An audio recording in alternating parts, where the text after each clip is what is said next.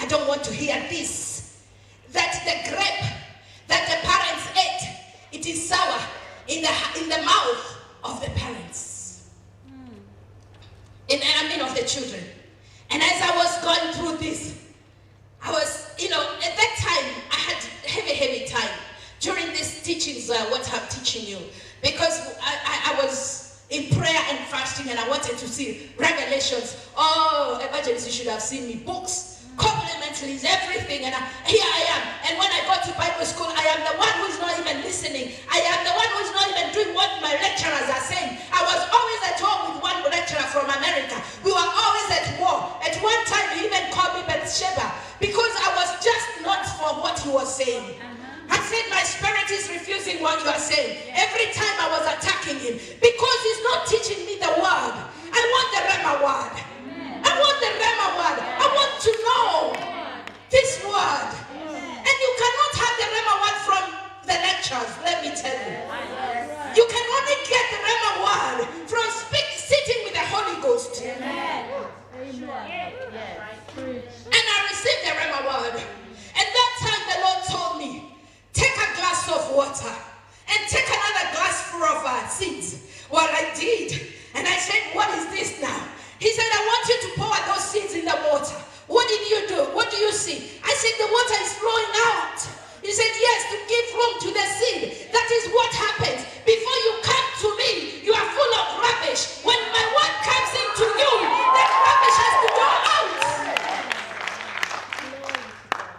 Every time you read this word, something must come out. It is not about prayer. Some of us are praying without the word of God. Pray the word of God. Pray the word of God. You've got to be soaked in the word of God. If you see the books I've written, not that I sell them, my books for study, my girls here, they have got them. When I come here, they tell me, read this with us. I say, will you understand what I've been studying? Yes, you will. Because they understand that you cannot get everything from the pulpit. And you cannot get everything from being lectured. We were in school. Yes. I can only get it by sitting with Christ. Amen. With the Holy Ghost. Yes. I spent hours on these books. So, what the Lord showed me at that time about this scripture, and I demonstrated last time when when Evangelist was there. Sorry to call you Mama, you were still young. I am Mama. You're still young. I always see you as a young girl. I'm old. I want some volunteers here because I want to to demonstrate for the sake of the ones who are not there. My time is running short. Could you pastors come here, please? When I call for people, could you please, the pastors will be the first to come here. Can somebody come forward, please? I want as many people as can line up. No, here is better. No, here is better. But this thing will not allow. But you start there. Make a line there. Make a line. Can I have more, please? Can I have more? And I don't know about your age, but you some are older, some are younger. You look here. Could the older one start on my right, please? Older. I don't know. Older by age. Not age. You look at the other person, you know I'm older. So that's why I mean. Just look at the other person and know I'm older. You are younger. You are young. Go this side. Come on now. Come on. That's it. But that's better. Yeah, sit like that. That's better. You know something?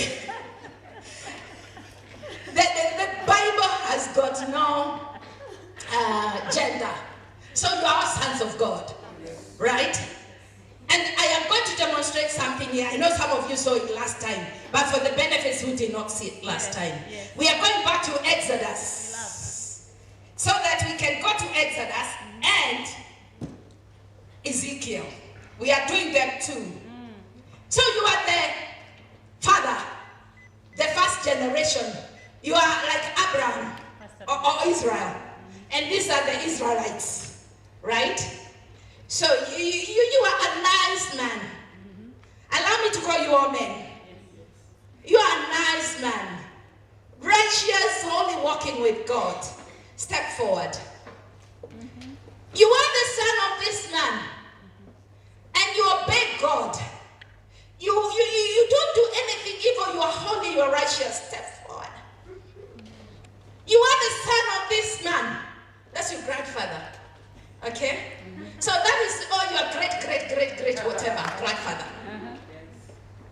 This is your daddy. But you don't hear them. Because you don't want to obey the word of God. You are evil to the core. God forbid you are not. I'm giving an example. So we have to cancel that in the name of Jesus Christ. This is an example. Demons must not operate through that. To attack you or your family in the name of Jesus Christ. We seal you in the blood of Jesus Christ. And everyone here, when I give this example, no demon is going to afflict you because of this example in the mighty name of Jesus Christ. If I say you are bad, you are not bad. In the name of Jesus Christ, you are sealed in the blood of Jesus. There is power of the tongue, so I have to cancel it before I say it. Evil man, backward.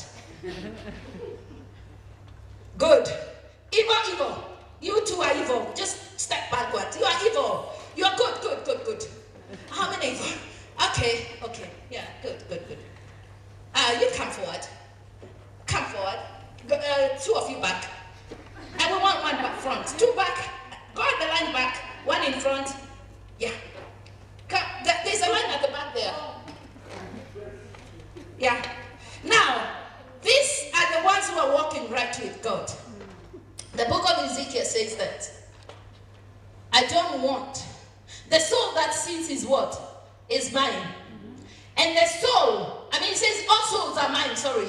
The one who sins is going to suffer for the sin. They will die. And then you go to the book of Exodus. He says, I'll visit them to the third and fourth generation of those who hate me. Now here is where we are always going for generation curses. Good man, Israel, you're good. So, you're good. The benefits of Israel are going to follow you. The benefits of Israel are going to follow you. The benefits of Israel are going to follow you. The benefits of your great-great-grandfather and all the blessings are going to follow all this generation. Because this is a generation of those who love God. But then there's a generation that came from inside here, inside this land, that hate God. So that generation of haters starts here. Are you with me now? Yes. Generation of haters does not start here. This is a righteous man. So why should he be no, sorry. Does not start here. Because those two are unique. But this one has given birth to a righteous person. But because he was evil, now they keep on telling this lady or this man here that your father has been evil. Those curses are following you. You need her to be delivered. How can God allow that to happen when she loves God? Is that the same God we are talking about in the Bible? Come on now. He says that all souls are mine. And the one who sins will carry their sin. They will not carry the sin of their father. So Mr. Batman here is not going to deposit the bad things to this one. This is a wonderful man of God. Thank you very much. So what is going to happen is that the sin of that father, generation of sinners, is going to jump. Yeah, it's going to jump you and go to you. Are you getting me now? You're following. It is going to jump the righteous and follow to the ones who are not obeying God. That sin is not going to follow you if you're walking in holiness and righteousness. It is going to follow your brother, your sister, your relative who is not obeying. So your father will die in his sin, but you will inherit their blessing. He won't. When it comes to you, you will inherit their blessing, not his. But here now, you will inherit all this. And he will visit this iniquity from here to that generation. That is why he says, I will visit the iniquity to the third and fourth generation. He allowed it to happen for some time. But there is a time limit. God is a God of season. Because he'll wait for you to repent. He'll wait for you to change. He'll wait for you to do something right. So that his mercy and his graciousness can come. He says, I am merciful. I am gracious. I am compassionate. Amen. This is the kind of God we serve. So don't tell me that I have a generation curse. That I have the curse of my grandfather. When I am walking in holiness. Don't tell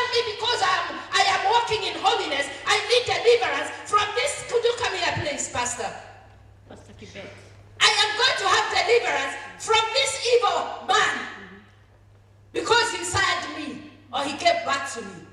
It doesn't work like that. The Bible says, everybody shall bow their knee. Kila mtu ataulizwa kazi yake. Haya, it is not because of your father. Sio kazi ile babako alifanya. Sio matendo ya baba yako. Ni wewe.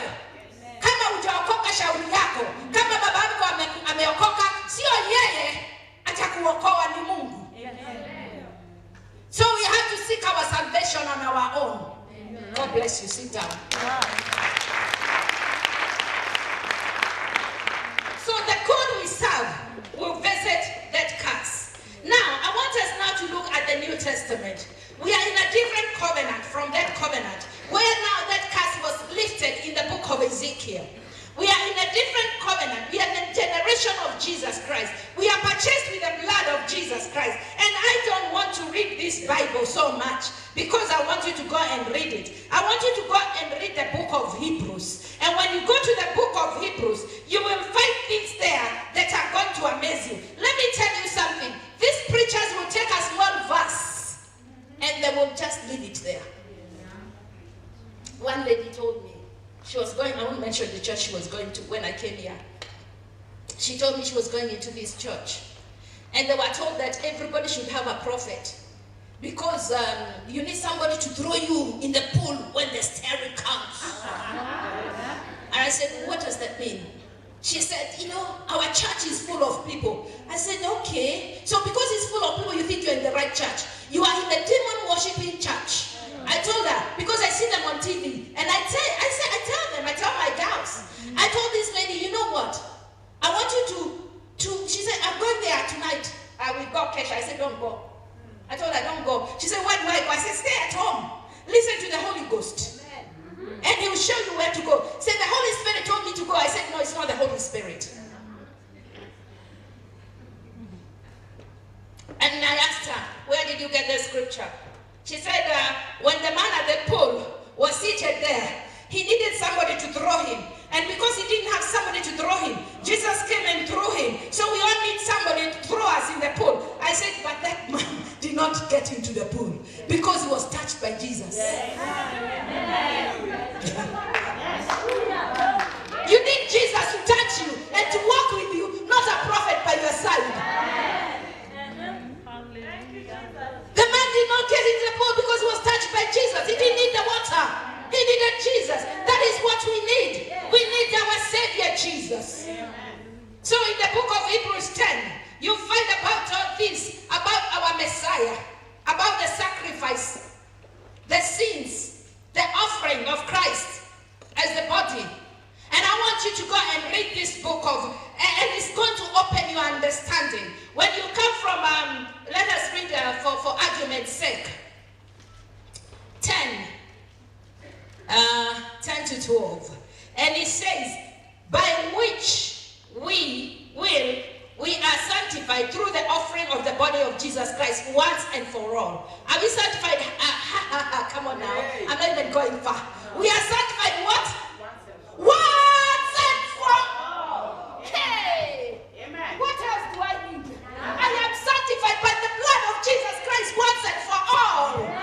Hey! I get excited when I read that. That the blood of Jesus has purged me. It has removed every iniquity. So if I go back, I am going back with my own accord. If I go back, it is, you know why people are going for deliverance? Let me tell you. It is because they don't know the word of God. Once you are born again, you don't need deliverance. You need to sit under somebody who will teach you the word of God so that you can walk in that fullness. That is why I told you how the Holy Spirit showed me about the water, so that the word can come in and slowly by slowly you start changing. Slowly by slowly you start changing. There was a girl in my ministry in UK. She's from Jamaica. She got born again. And she will come to my office and we will sit. And one day she told me, Rev, I need prayers. I need prayers because I've got issues. And she told me her issues. And we prayed. They left her. She came again.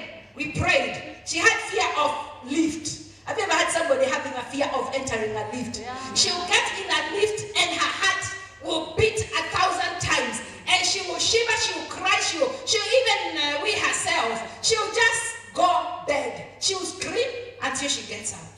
This is a woman, not a young girl, a woman of my age. But I call her a girl. Do you know, after, teaching every lunch hour, she would come, I'll teach her the word. Evening, I'll teach her the word. She came one day and told me, there's something I never told you. I said, what is that? She said, I never told you that I was smoking weed. What? I was smoking weed. Bangi. But since I've been coming